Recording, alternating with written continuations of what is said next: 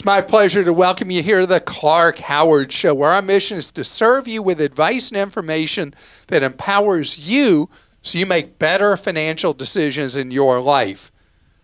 Today, I got to tell you, as we move into the Christmas shopping season, I know, haven't even had Halloween yet, but we're solidly already in the Christmas shopping season. There's something I've talked about over the years that I want to emphasize again through the Christmas shopping cycle. And also, I've got yet another reason for you coming up later why you don't want store credit cards. You don't want them. I'll convince you, hopefully. So, this is not where you're going to do your Christmas shopping.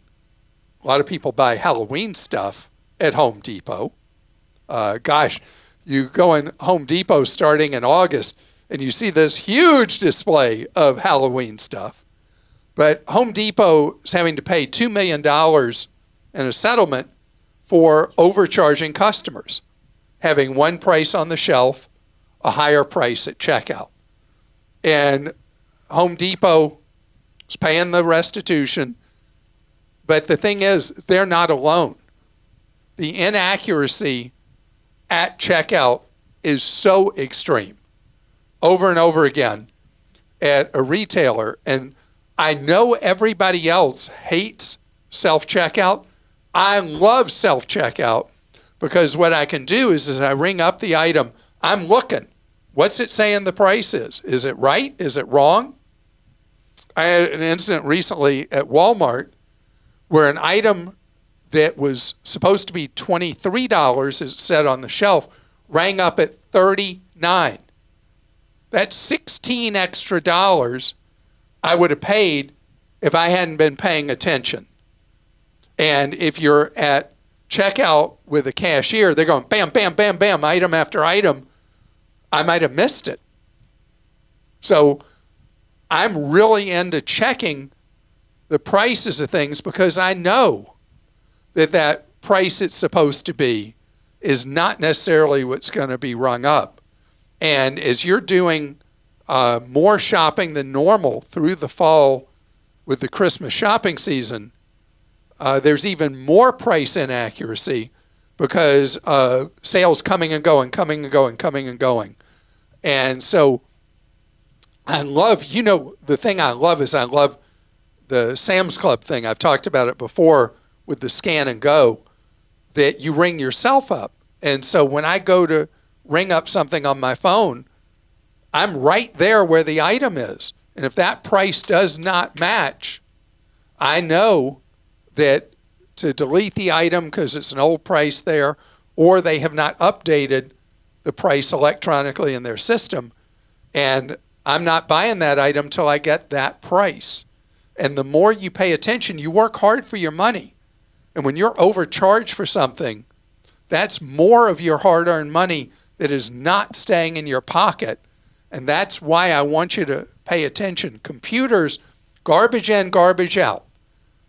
Just because the computer says the price is whatever, it's not necessarily the right price. What's on that shelf is the relevant one. So what do I do when something rings up wrong?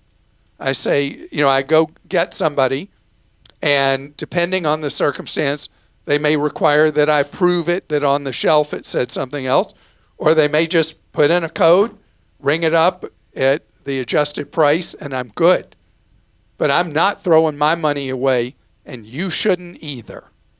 Okay. You know what I hate? When you cannot see it. You cannot see as things ring up, like when they don't show it at all. That really annoys me. It's self-checkout? Not at self-checkout, but like at a checkout. You know what I mean? Like when you go I'm the only person in America who I'm like, yippee, they have self-checkout. Yeah, I know. But by the way, I was in a $1.25 tree recently that had self-checkout. Oh, wow.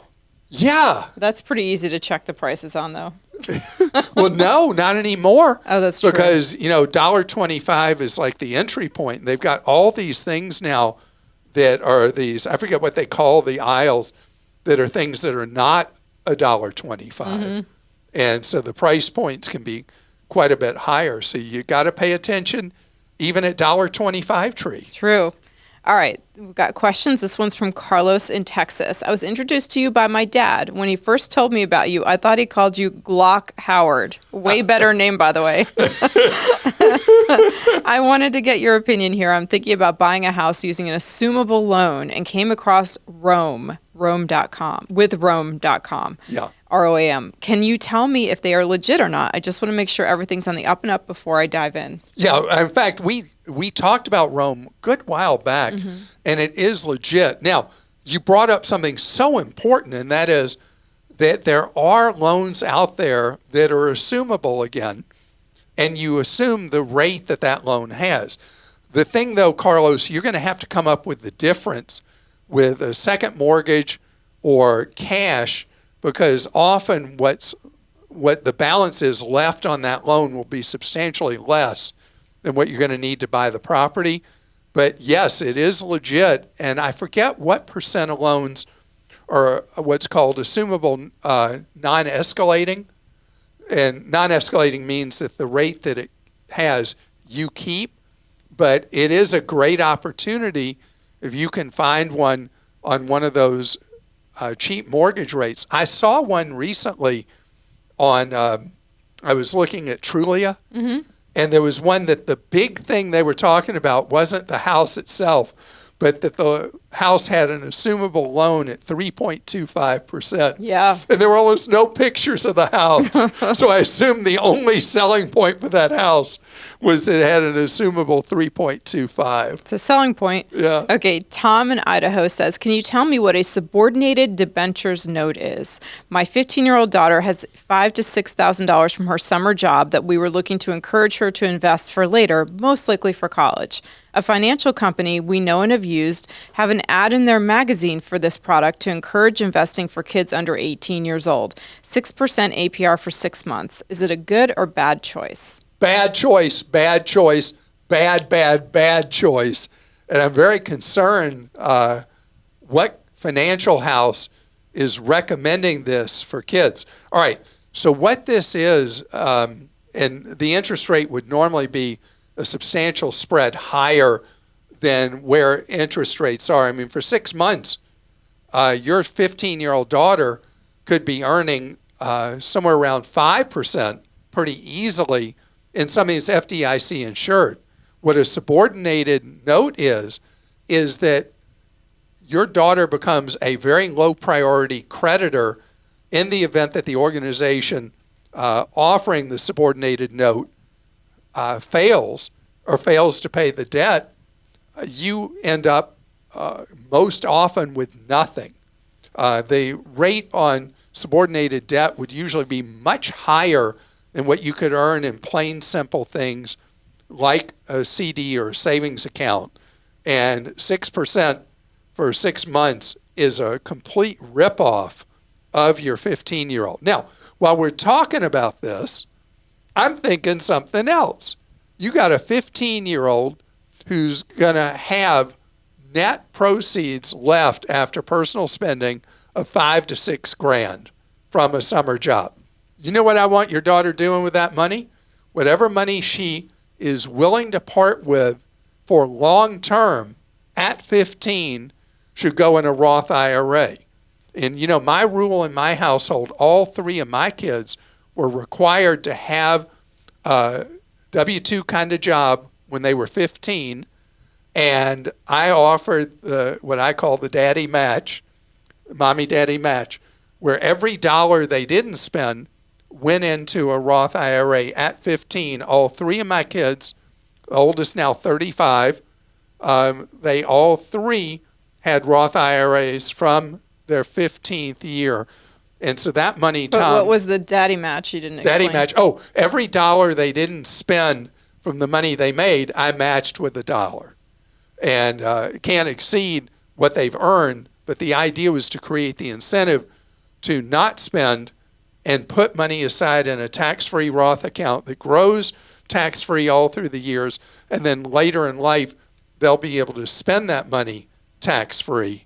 And when I think about how much money my 35-year-old daughter already has from money she put in as a teenager I mean, it's creating real financial security for her later in life just from the Roth from summertime and part-time job she had as a teenager.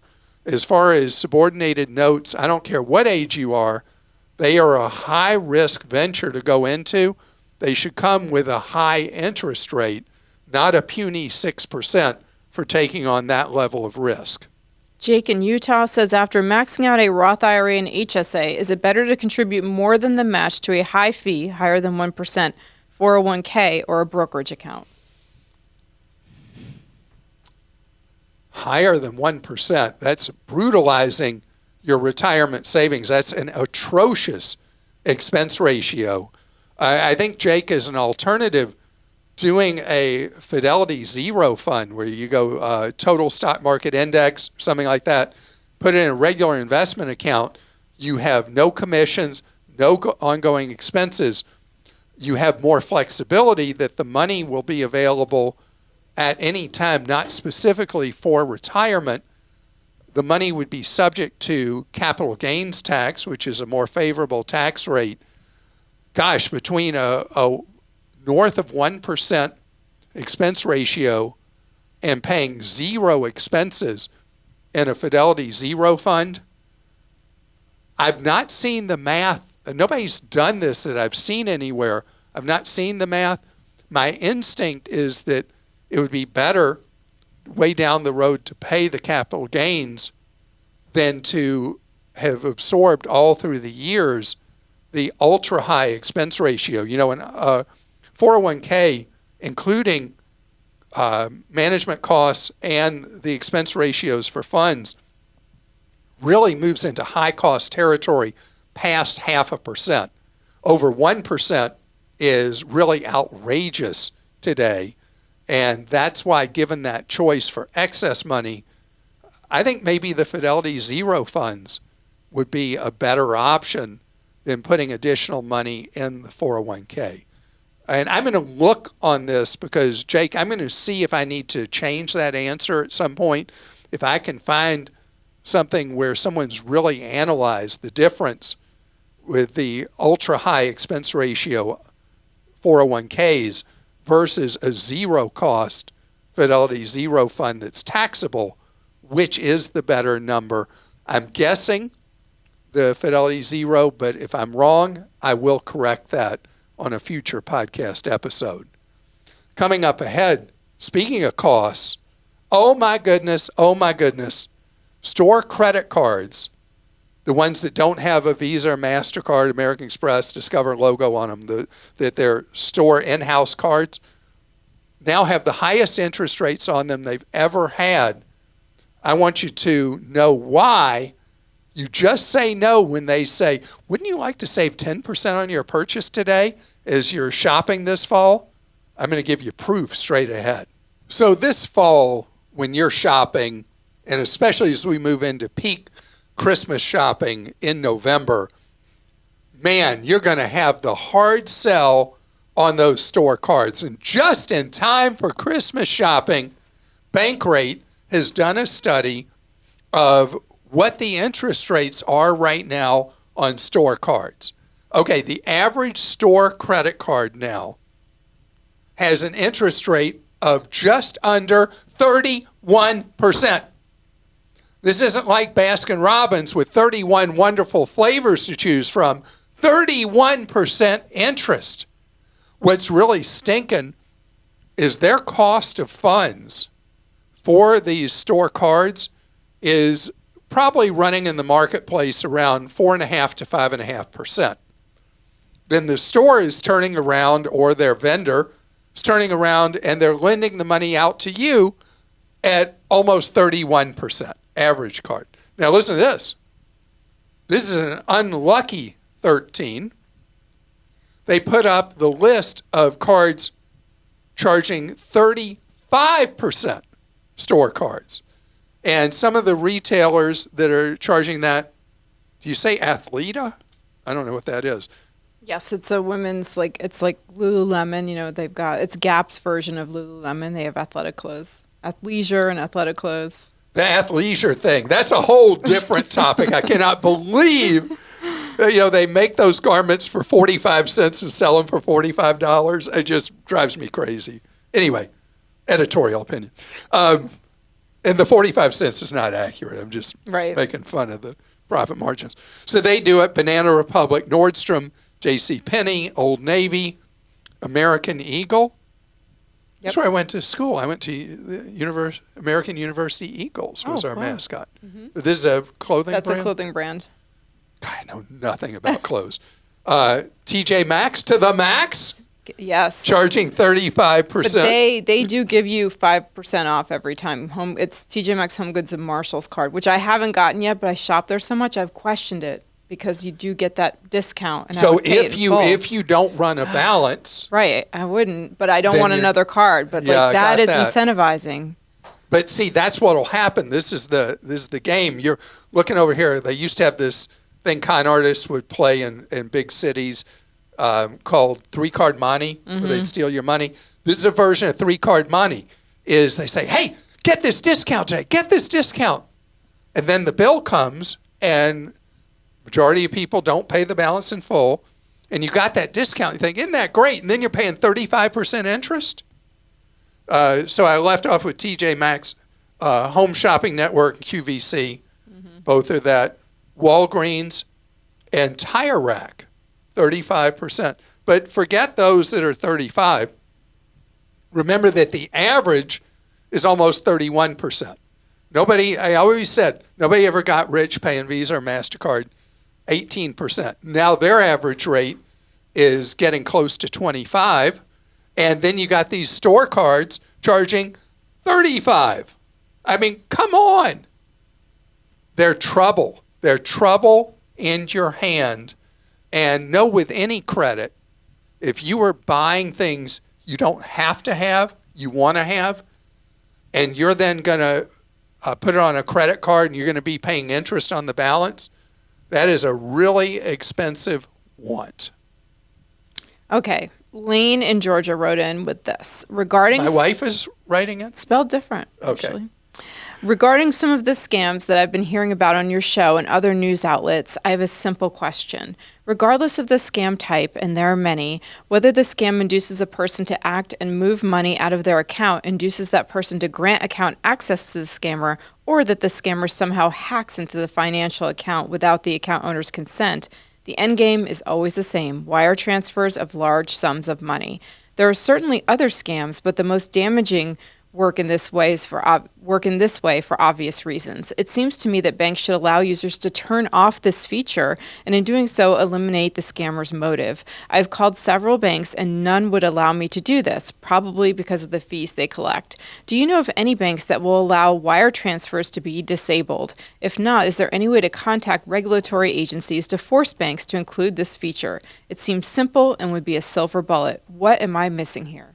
You're missing nothing. And in terms of money, banks don't make enough money on wire transfers that there'd be a profit incentive for doing it. I think it's being tone deaf. Brokerage houses, which is where most money is now, banks are down to 9% of assets in the United States because people have migrated to better places, and brokerage houses and my favorite children are examples of that. And so more and more in the majority of where money is, you now have the ability to put in additional roadblocks to wire transfers taking place because they're fully aware. And I had to send a wire the other day.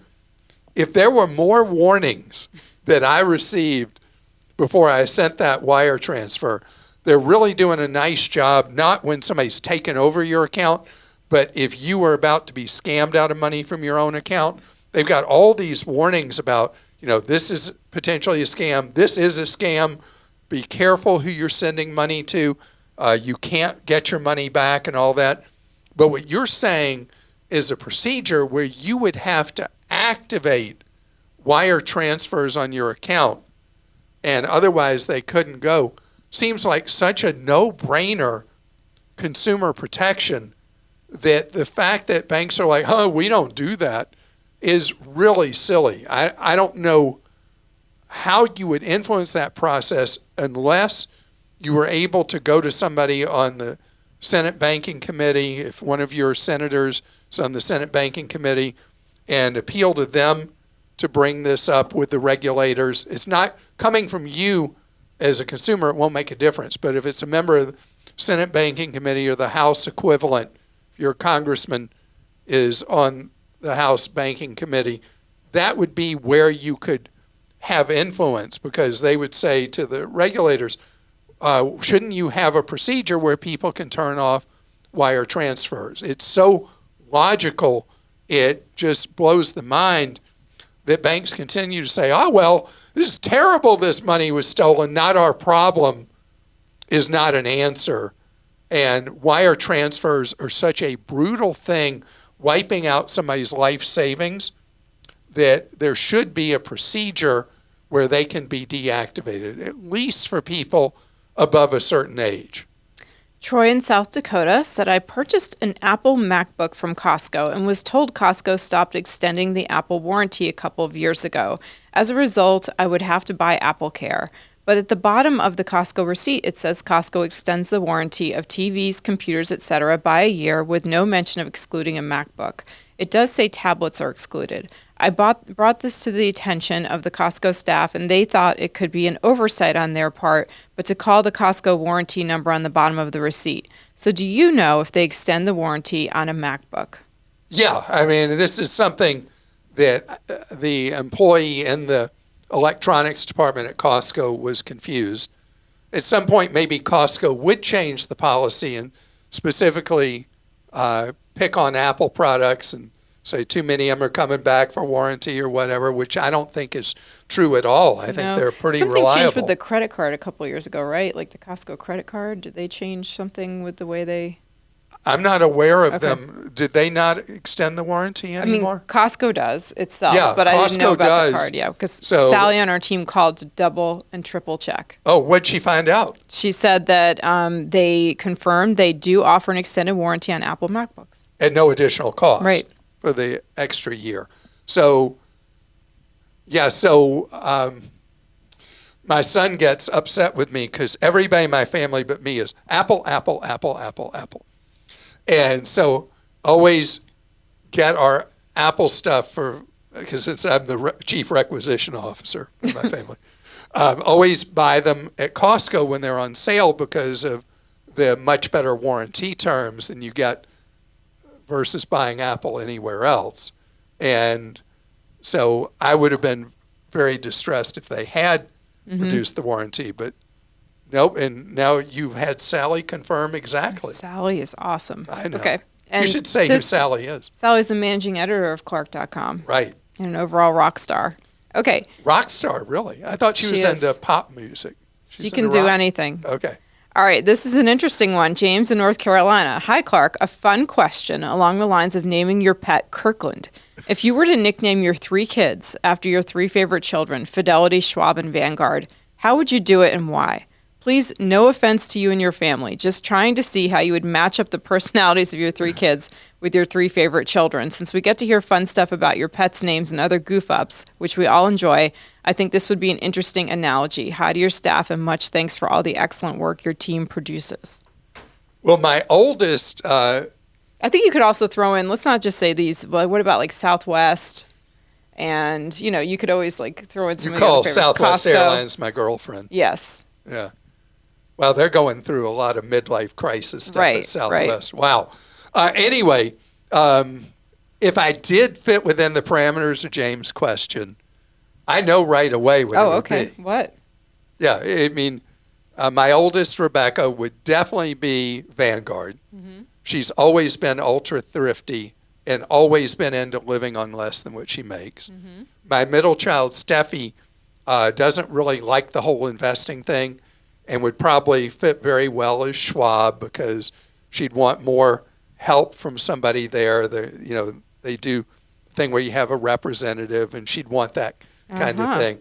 And my son Grant would absolutely, and he does have a Fidelity account that he invests through, and Fidelity tends to have more people that are into obviously, active trading is not what Vanguard's about, but that's more kind of the customer Fidelity attracts. And he has this Fidelity account, and so he'd definitely be That's Fidelity. awesome. So they each, it's so funny I because love it. until you just asked me this question, Yeah.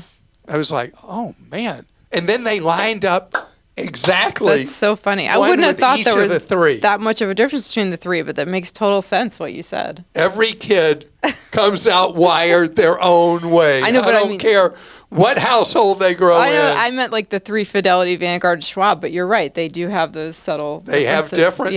differences, and so no doubt that they would each be what I said. Well, that was fun.